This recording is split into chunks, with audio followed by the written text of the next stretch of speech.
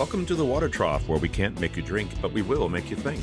My name is Ed Drozd, the Small Business Doctor, and I'm really excited you chose to join me here as we discuss topics that are important for small business folks just like you. If you're looking for ideas, inspiration, and possibility, you've come to the right place. Join us as we take steps to help you create the healthy business that you've always wanted.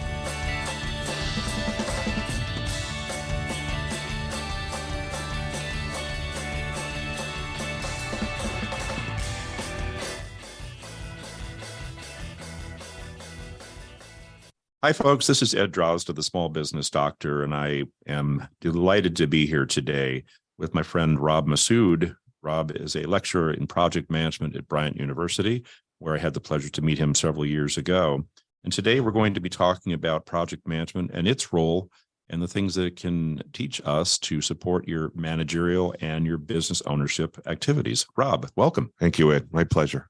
It's great to have you here, Rob. Thank you. Really appreciate you taking the time to come in and meet with me. So let's talk about project management. I think a great place to start, even though we might assume that people know what project management is, give us a primer of what PM actually is. Okay, thanks, Ed. So fundamentally, when you think about any business, any venture, you do things, and those things are called projects. And the reason project management exists is to have a formal way, disciplined way, tried and true way, if you will, to actually run those things successfully. So let me give you a simple example. So let's say you want to build a deck on the back of your house. It's a project. Okay. You have the skills, you know what you're doing, but you want to plan it out. You want to check and see if the land underneath the deck is flat. And if it's not, do something about it. You want to plan to make sure you have the appropriate amount of materials, wood, whatever you're going to build it with. Basically, the point of project management is to look ahead, anticipate what you need to do, so ultimately you do it once. And I'm a minor do-it-yourselfer, but my favorite phrase is measure twice, cut once. So a project manager basically insists that before you do anything, take a look at what you're trying to do, figure it out, make sense of it, plan it out, and that will ultimately lead to a better project, which simply means on time, on budget. Measure twice, cut once. It's something I've heard since I was a child. Unfortunately, I have to avoid things like knives and saws. I have a tendency to inflict serious harm on myself. So my wife is a great measurer and cutter. Thank goodness. That means at least one of us can do the little chores around the house. But, I once was a project manager myself, and I have to tell you, I totally understand and I agree where you're coming from. Project management, I think, is a really powerful tool. And I would venture a guess that a lot of people actually engage in it without realizing what they're doing. Maybe they don't give it that name, but the way that you describe it, I think a lot of folks are actually engaged in it, just simply haven't given it that formal identity. So what PM skills would you suggest that business owners should have for themselves? What kinds of skills would be appropriate? Well, fundamentally, it goes in two directions. So there's as a business owner, I would believe you have a number of the skills. And as Ed said very appropriately, everyone runs projects just about every day. I always laugh when I do my classes and I ask kids on day one, anyone have experience with project management? And I get, no, none. And I say, oh, yes, you do. So the bottom line there is that. But as a business owner, you obviously have certain things you do on a regular basis, and projects what they are. But when we talk about specific skills, the number one skill of a project manager, which I'm probably catching you right now, is communication. The ability to understand that it's not just the doing, it's also talking things through, communicating appropriately to the people that you need to, understanding their needs, listening very well, and things like that. The general skills like that. I'll tell you, the skill a project manager doesn't have to have, and it's something that may mean something to you as business owners, or just in general. You don't need to know how to do everything. What you need to know is how to get the people who can do everything doing it for you. Again, I've never owned a business, but I would imagine that every business owner has some area that they're not as good at as others. Obviously, they're great at whatever the business they've started is, but maybe they're not good at accounting, or maybe they're not good at purchasing and they're finding the best deals for things, whatever it might be. So a project manager's best asset is the ability to understand what they do know and don't know, and then find the right people to get those things done, which translates into a key word that I want to mention right up front, which is stakeholders. One of the things that makes a project successful, or vice versa, is understanding who the key players are that can make or break your project as early on as possible. Give you an extreme example.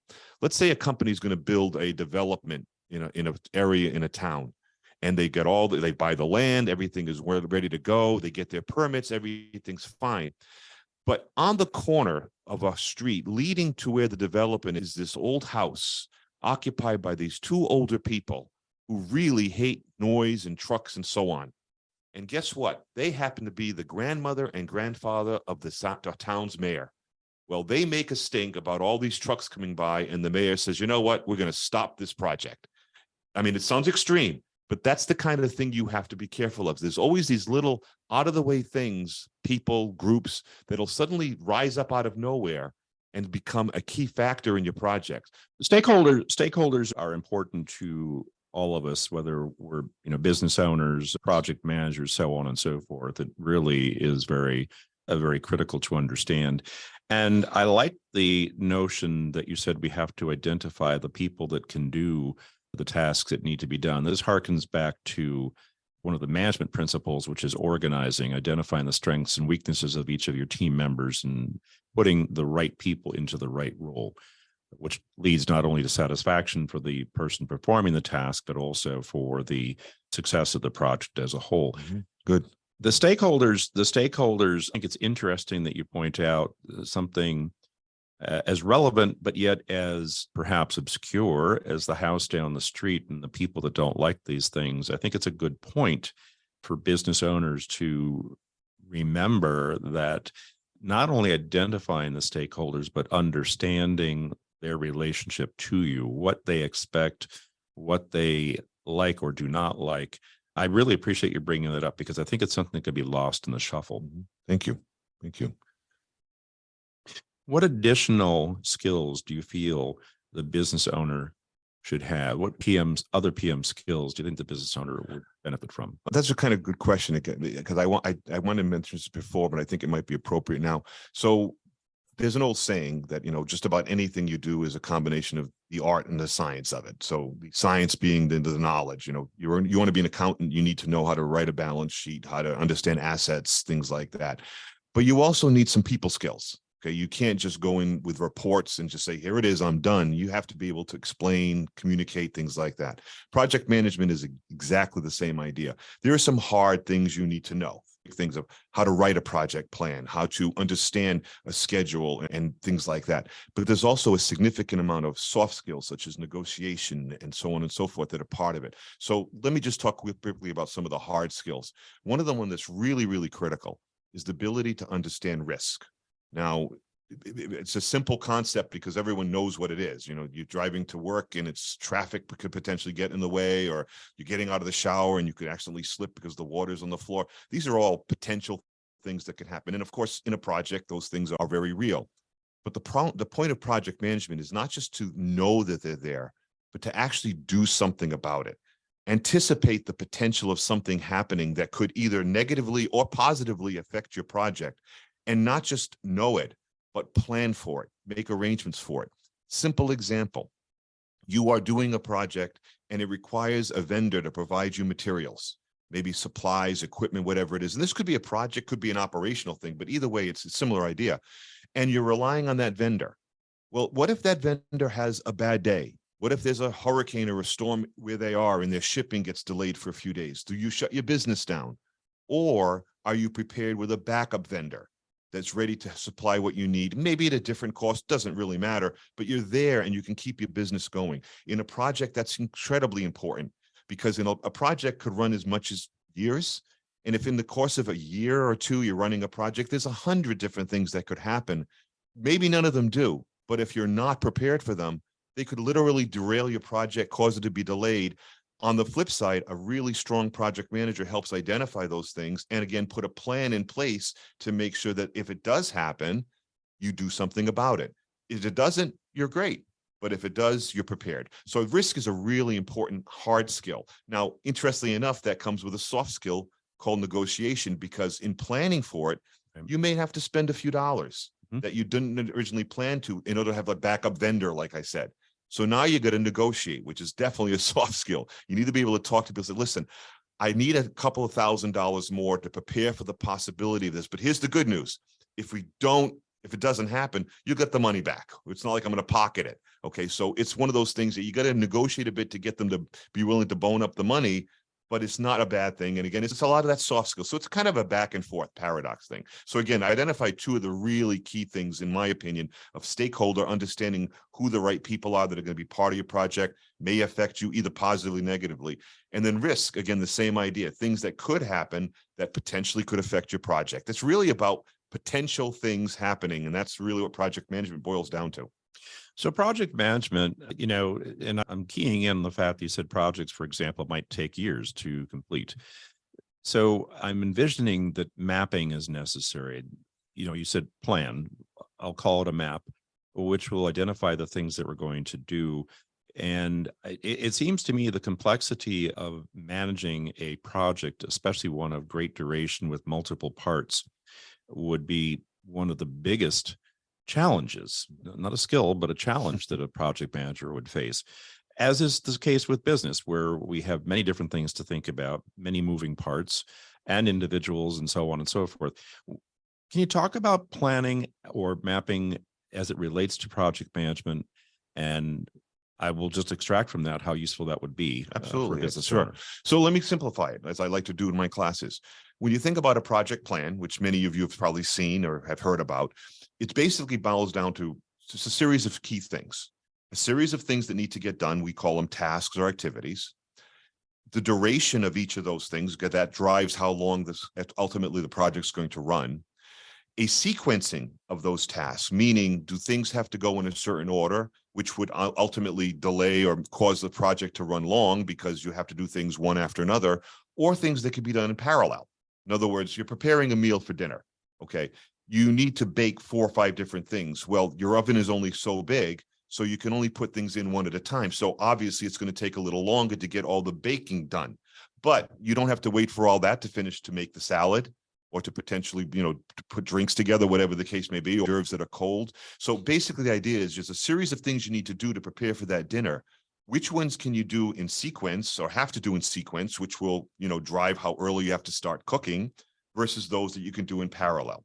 So you've got those 3 pieces. You need one more piece: the resources, the people, the equipment, the supplies, the ingredients, whatever word you want to use, that actually get those tasks done. So a simple project plan would be this: a task, something to get done, how long it's going to take to get it done, whether it has to be done in a certain order, and who's going to do it. So whether it's a 5-task plan or a 5,000 task plan, and I've had both in my career and more, okay, basically a project manager's main role is to simply monitor those tasks and say, all right, are they done today? Well, who's doing it? Okay, Joe's doing that task. Let me get a hold of Joe or his or her manager and find out where the task is at. This is taking longer than we thought. Okay, we might have to make an adjustment on another thing that's coming after. We'll have to do some things. It's a constant interaction between the plan, which is, as I said, a series of tasks being done, and real life. And again, it's really what a project manager does. And the good thing about it is, okay, there's always ways to do it and make changes along the way as far as on a plan that will basically help you along the way. For example, you run into a task that actually looks like it's going to be more burdensome than the original resource you assigned. Get another person, okay? Put someone else on it to help out. So it's really a very active job. I guess that's the best way to put it. Again, a business owner, I know, understands this, because I can't imagine a day, even on vacation, where you're not thinking of your business. Project managers basically do the same thing. The project is their business, and their main role is to accomplish that project for their customer, just like yours is for your customers. So their every day is thinking, how can I do this better? What could be changed? Is there something I can maneuver here? Are there more resources I need in point A than point B? That's a constant interaction between the project manager and the plan they're running. Okay, so the project manager sounds very much like a business owner to me. The business owner certainly has probably a greater diversity of tasks because the project manager is working on a project, whereas in a business, I guess one could liken the business to a project. That might be a dimension to look at it from, and maybe that would be a good way to look at business, as many, particularly new business owners, find themselves to be totally swamped underwater with all the things that are going on. Let me ask you about the end point with project management, or with a project. So But presumably, a project is assigned and is assumed by a project manager. The project manager, I'm understanding from you, puts together the resources, primarily, well, most importantly, the physical team, the human team, Yep. and the other resources that are needed to accomplish their goal. The customer has expectations, and I take this would usually be in the end of in the vein of deliverables. They have certain deliverables that they would expect. Can you talk for a moment about how one consolidates the project activity into a viable deliverable? Okay, great question. I think obviously it's very project specific. Some projects have very clear deliverables. I'll give you an example. We're building a home from scratch. We're not buying one, we're building one. So the first deliverable is probably going to be the architectural blueprint, because no contractor is going to put a shovel in the ground until they know exactly what they're going to build. Right. So they can actually design and so on and so forth. Well, okay, so that's a deliverable that the project manager, in this case, maybe a construction contractor manager, whatever the title is irrelevant. It's someone playing the role of running this thing. We'll make sure that there's meetings between the future homeowners and the architect. There's a certain timeline to that, because here's your example. The homeowners are in an apartment which they're leasing, and the lease expires, let's say, May 1st of whatever year. Well, they want to be moving from the apartment. They don't want a temporary housing thing. They want to go right into their house. So they tell the contractor, I'd like the house to be built by March 1st so I can move right in. Mm-hmm. The contractor then says, okay, I need a blueprint agreed to by you, signed off, so I can start my team by November 1st. So that would become a deliverable attached to a milestone date. So now you've got a plan. You know that you've got to get to that point. So there's one deliverable. Well, before they start digging, they need permits. You can't just go in and dig a hole. You need a permit. So that would be another deliverable along the way. You may need to hire certain players, the carpenters, the so on and so forth, and make them ready for the work and so on. That's another deliverable. As the house is being built, the customer is going to show up and say, I want to make sure this is that, and so on. They look at the foundation, it looks good. All these things are pieces towards the end. So again, if I can use an analogy, I've never been a business owner, but I don't think a business just suddenly pops up out of nowhere. I think there's various stages that get a business going: the marketing side, location, the website, if you're going to have one, the product or service you're going to sell, the employees you need. All of these are pieces to ultimately produce what you call your business, your first day. A project manager would have exactly the same thing, a series of things that have to get done, deliverables, by certain dates, milestones that lead to a successful conclusion, which is when you deliver that project to whoever your customer is. And what I'm hearing you say, and I think this is really interesting, yes, there are people in business. I'm a business coach, and I deal with people, among others, those who are new in business and those who are contemplating starting a business. And yes, there are people out there who don't take the time to put these things together, who do think that you can just simply snap to it. The business is started without much forethought. And those are the people naturally that suffer significantly and typically don't succeed. What I'm hearing you say, and I think this is something particularly critical for those people in the early phases, the contemplative phase of starting a business and in the early phases of a business, is the project management mindset is a very helpful, critical tool to employ, because it does force them to look at things in discrete packages, and also to identify the interdependencies. I can't do C before A and B are done, and so on and so forth, leading them to map out, to literally to plan as you would with a project in a project management situation. And I think this is a great takeaway for mature business people as well, because it's possible, I believe, to deconstruct that which we are doing and go back and revisit. We may have an existing circumstance and we don't really appreciate just how it came to be, but by deconstructing it and breaking it down into tasks, albeit in reverse, in hindsight, we're able to equip ourselves better to manage the current situation and to effectively go forward. Yeah, very good. I like the idea of these skills being used. And I also think it's very important that business owners develop somewhat of a mindset Not just a task orientation, but a mindset about these things. What do you think about that? Again, not being a business owner, I can't speak specifically about that, but absolutely, I will say this. I can't imagine business that would be successful unless they think that way. I know there are impulse things that happen, and even changes to government or agent or the world that affects how people do things, and you react to that. And even, I will be honest, I would be willing to say there's not a single project manager who in December of 2019, who had projects on their list for 2020, anticipated a global pandemic. That would have been a risk that none of them would have thought about. Maybe a couple who were really good. Yep. But the point being that, yes, there's always going to be surprises. The concept of project management is to minimize the surprise, but more importantly, the effect of it, the impact of it. So one of the things I really harp on in my class, again, and something I think Ed is alluding to here, is no two projects are identical, just like no two businesses are exactly the same. And even your day-to-day business changes. But there's nothing wrong with looking back and seeing what happened the last time that I could improve upon this time, even if the project's different. Did I get the right stakeholders? Did I anticipate the right things? Did I put the right people in positions to succeed? Did I give enough time for things? Did I overdo the work, leaving me less time to test it before it went out the door? I'm an old IT project manager, although I'm not a technical person. That was always the one that got cut down, was the testing time. Right. So my point is, another really key concept, which I think a business owner can tie into, is making sure that when something has happened, you don't just review it for the sake of saying what went right and wrong, but you actually apply those learnings and do it better the next time. There's a phrase in project management called lessons learned. And it's basically, you look back at the project you just completed and ask, like, what went well, what didn't go so well, and so on. But lessons learned that don't become lessons applied are really just a waste of time. It's like Groundhog Day. Right. You do the same thing over and over, it's not going to change.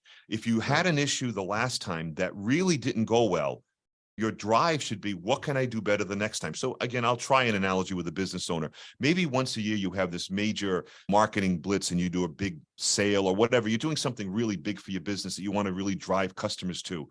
And so you do it in August and it doesn't go too well. It's not as many people. The numbers don't look as well as you want them to be. Well, obviously you're going to sit the next day and you're going to chat and say, what happened? What went wrong? Fine. What do you do with that data? You, as a project manager, you almost impelled to take that data and move it forward so that it doesn't happen again the next time. Right. I would encourage business owners to do the same thing. Don't just ask what happened, but figure out what you can do the next time to make it not happen again. And that's really an important part of, again, project management. I'm kind of interpreting it as something business owners would also use. And I have to agree with you 100%. Lessons learned is something vital. Again, it's something that people don't necessarily think about. Oftentimes getting caught up in the hustle bustle of day-to-day activities, they don't take the time to debrief and to identify that there were lessons there at all. They just go on to the next thing without regard. But I think these are great things to instill in the minds of our audience here. And I want to thank you so much for taking this time. I think this is really fantastic. Would you mind if I do a little commercial pitch? Absolutely. Go right ahead. I don't have the data in front of me, but I do know there's articles written, and so I'm not going to quote an article, but I know the data. I'm going to talk about IT again. That was internet, informational technology stuff. There is data showing that significant percent, maybe well over 70% of projects in many companies fail. And it's not necessarily because the idea is bad or the workers are bad. It's because what a lot of companies do is they take someone who they think has been, or they know has been around for a while, and they know their company, and they assign them the role of, hey, why don't you run this project for me? And that's a nice idea. And it's, in a sense, it could be a real, positive feel for the person being asked to do it. But it's just like, if I don't think you would take someone who just came out of school and has an accounting degree and say, why don't you do my corporate taxes for the year? I think you need someone who really knows what they're doing because of the potential risk and exposure. My point is, as a business owner, if you have some of these issues and things kind of happen that really don't go well, you might want to consider looking into hiring a project manager to really do these things for you. They can actually be your eyes and ears on these initiatives that's going on out there and apply their professional skills, such as stakeholder management and risk management and so on, to your projects. Obviously, there's a cost there. It's an employee.